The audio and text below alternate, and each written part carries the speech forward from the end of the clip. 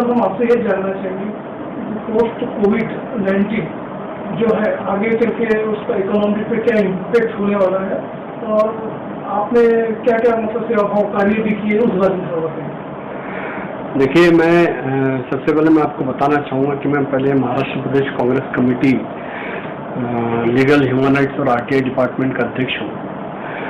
मैं former chairman भी हूँ bar council of Maharashtra and Goa और अभी वापस दोबारा चुन के आया हूँ, अभी मेंबर हूँ bar council of Maharashtra and Goa के।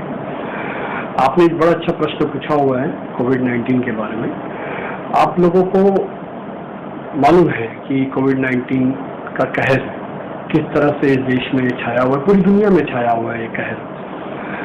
और इस पे जो government of Maharashtra, government of India की जो भी स्कीम्स आ रही है, जो भी पैकेजेस आ रहे हैं, वो कहाँ तक, किस तक, कब तक, कौन कौन लोगों तक पहुँच रही है, ये अभी तक इसके बारे में कुछ पता चला नहीं। लेकिन हम देख रहे हैं नागपुर शहर में कि जो रेशनिंग ऑफिस जो दिए हुए राशन जो दिया हुआ है वो पहुंच रहा है। और मैक्सिमम मैंने देखा है पूरे नागपुर शहर महाराष्ट्र में, हमने देखा है कि एनजीओज जो नागपुर शहर में जितने बेहतर ढंग से काम कर रही हैं नागपुर में, एनजीओज हर गरीब, हर मजदूर, हर माइग्रेंट्स वर्कर को जिस तरह से फैसिलिटीज दे रही है वो काबिल तारीफ है। और सेवा भाव में सभी नागपुरवासी सभी लगे हुए सेवा भाव करने में।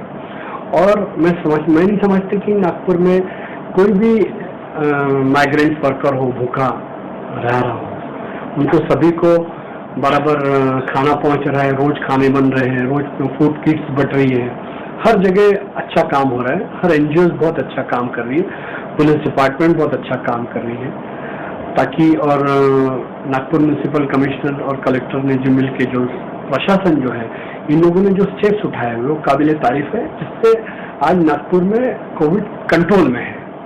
क्योंकि ये जो बीमारी है एक दूसरे को लगकर हो रही है, खांसने से होती है, बुखार, ये तो सब आपको सभी को मालूम है, लेकिन इस पर काबू पा लिया गया है। अब हमने देखा है कि 410 पेशेंट कोविड के थे नागपुर शहर में, लेकिन उसमें से मैक्सिमम 300 पेशेंट डिस्चार्ज हो गए।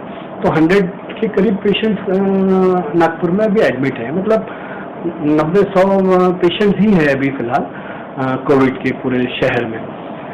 और मैं समझता हूँ कि बहुत ही जल्दी हमारा नागपुर शहर रेड जोन से निकल जाएगा। रहा सेवा भाव का सवाल, तो हम लोगों ने प्रदेश कांग्रेस कमेटी की तरफ से, हमारे ह्यूमन राइट्स की तरफ से हम लोगों ने जो भी करना था, जो भी सेवाएं देनी थी वो दे रहे हैं। और आगे भी मुझे लगता है 1-1.5 महीने ऐसी परिस्थिति रहेंगी, क्योंकि WHO के लोग कह रहे हैं कि जून-जुलाई में और बढ़ेगा। देखते हैं भी क्या होता है, लेकिन फिर भी मुझे ऐसा लगता है जो मुश्किल की घड़ी है, हम लोगों को सबको साथ में रह के काम करना पड़ेगा। और रहा इकोनॉमी की बात, इकोनॉमी की तो पूरी धज्जियां उड़ गई हैं। आप देख लेंगे कि आज कोई भी बिजनेसमैन है, छोटा बिजनेसमैन हो, बड़ा बिजनेसमैन हो, मजदूर हो, सब आज मजदूर तो पूरे शहर से, पूरे देश से अपने अपने गांव चले गए, बेचारे पैदल गए। कैसे गए आप लोगों ने देखा हुआ, टीवी पर बता रहे, कोई माँ के पैर की पूरी छिलके निकले, बच्चों के पैरों में छाले आ गए, कोई लेडी अपने फादर को 1200 किलोमीटर साइकिल से लेके जा रही है। तो ये आज देश की जो परिस्थिति है वो बहुत गंभीर है। अगर ये लॉकडाउन के पहले जैसा लॉकडाउन शुरू हुआ था, तभी अगर माइग्रेंट वर्कर को तभी भेज दे रहे तो बहुत कुछ कंट्रोल हुआ रहता था। काम के आ जाने से इसका बहुत बड़ा फर्क पड़ा हुआ है। मध्य प्रदेश में गवर्नमेंट चेंज हुई, उसमें भी क्योंकि इनको गवर्नमेंट बनाना था बीजेपी शासन को, तो उन्होंने जो भी है अपना अपना सबका राजकारण है।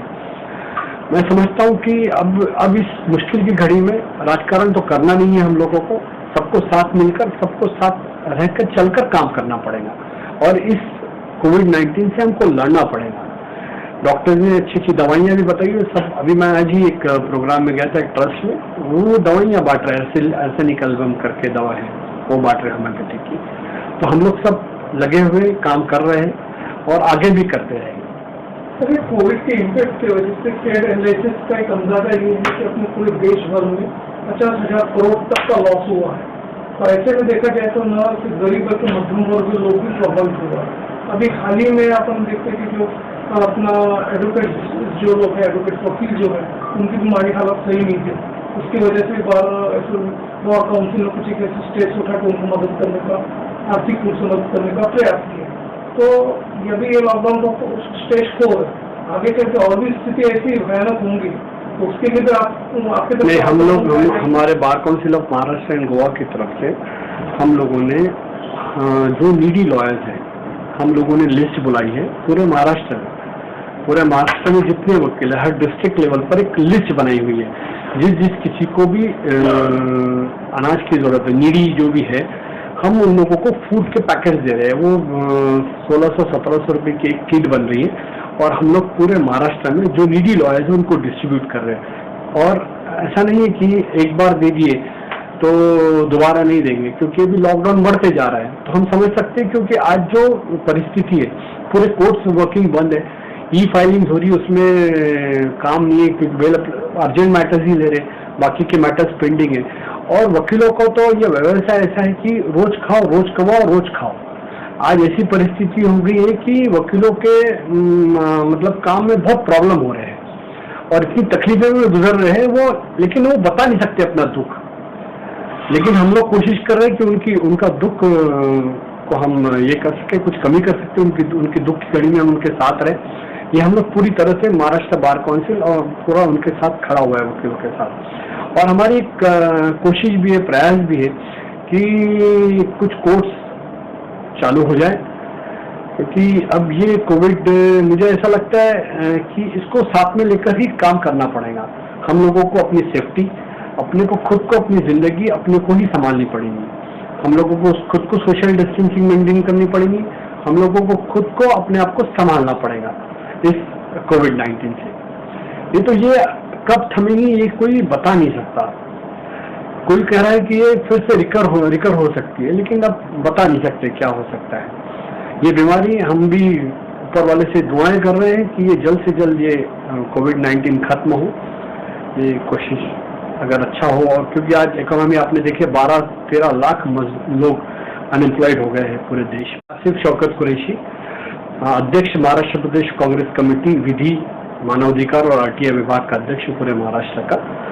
मैं फॉर्मर चेयरमैन हूँ bar council of Maharashtra and Goa का, और फिलहाल अभी मेंबर फिर से दोबारा चुन कर आया हूँ bar council of Maharashtra and Goa का।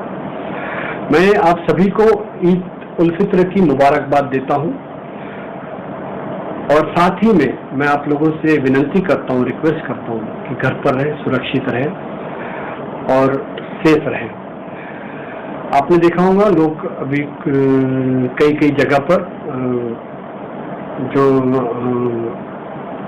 चालू है कोविड-19 के बारे में जो सुरक्षा लोग बरत रहे हैं, मैं आप लोगों से भी विनती करता हूं कि आप सभी अपने हाथों को सैनिटाइज करें। कहीं पर भी ऑफिस में जा रहे हैं तो अपने आप को सैनिटाइज करते हुए जाए। और कोर्ट में भी अगर लॉयर लोग अगर काम कर रहे हैं तो हमारे कोर्ट में भी वैसी पूरा इंतजाम है, सैनिटाइजेशन का इंतजाम है, सब जगह लगी हुई है। वैसे भी हर ऑफिस में मैं आप लोगों से विनती करता हूं कि हर ऑफिस में सैनिटाइजेशन की व्यवस्था करें और सुरक्षा से मास्क लगा के सोशल डिस्टेंसिंग को मेंटेन करते हुए अपना काम करें। और आज जो कोरोना वॉरियर्स जो काम कर रहे हैं इस देश में हर जगह, मैं वो काबिल तारीफ है, उनको मैं हैट्स ऑफ देता हूँ उनके काम के प्रति। और इन्हीं की वजह से आज हम लोग जो भी है, आज जो परसेंटेज में जो कोविड फैला हुआ है इस शहर में, इस महाराष्ट्र में, मैं समझता हूँ कि बहुत कम परसेंटेज में है। और उन्हीं की मेहनत और वो जो जिस तरह से कोविड-19 के पेशेंट्स को ट्रीट कर रहे हैं डॉक्टर्स लोग, पुलिस डिपार्टमेंट जिस तरह से ये कर रही है, इंतजाम है पुलिस डिपार्टमेंट का और प्रशासन का जो भी इंतजाम है, उनको मैं सलाम करता हूँ। उन्होंने आज जो स्थिति को कंट्रोल किया वो काबिल तारीफ है।